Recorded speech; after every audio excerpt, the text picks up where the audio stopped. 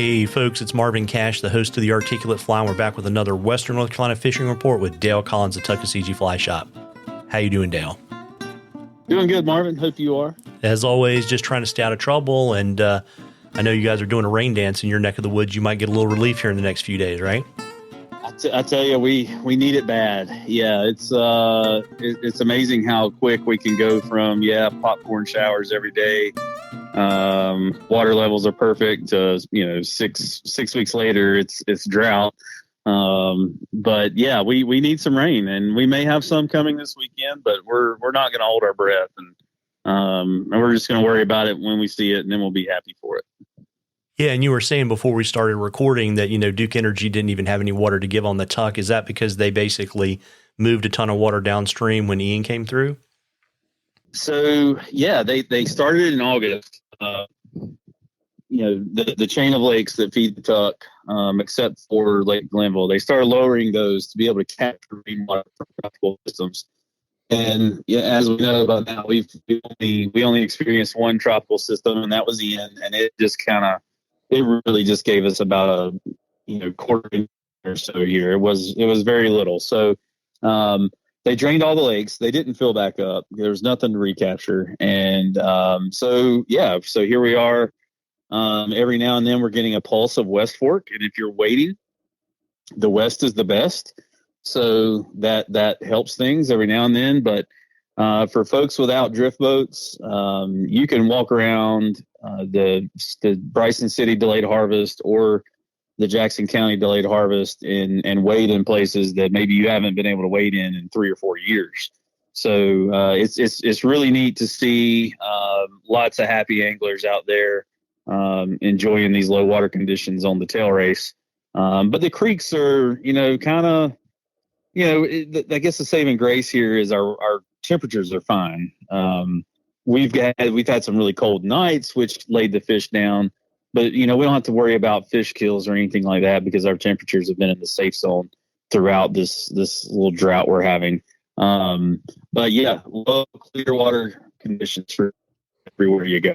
Yeah, and so from a tip and tactic perspective, like I know it's really bad in the park, but what should folks do if they want to get out and take advantage of the favorable wading conditions and still catch fish?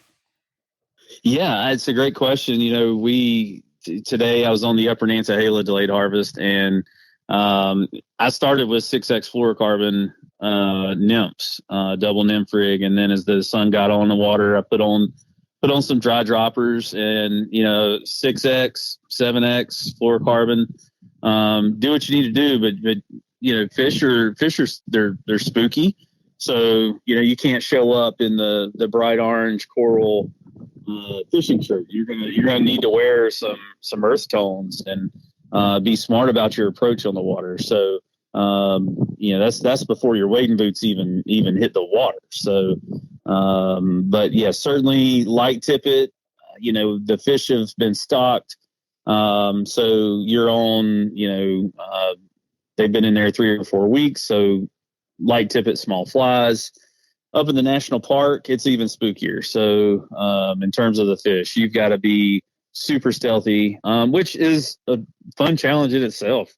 But they're eager to eat dry flies. And if you want to get away from a crowd, go into the national park because you'll have it to yourself right now. Yeah, and I guess, too, not only do you need to drop down on tippet, but you probably need to lengthen your leader just a little bit, too, right? Yeah, within reason, according to the size of the creek you're fishing. So places like Deep Creek, you can still get away with, some 10 to 14 foot leaders.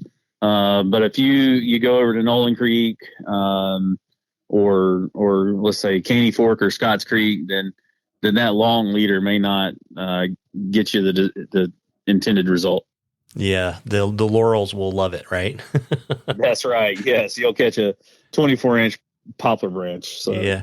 And so I think before the next time we talk, you're probably getting ready to get another round of stockings too, as long as the water doesn't get much lower, right? Yeah, I don't think the first full week of November they'll hit all the delayed harvests across North Carolina again.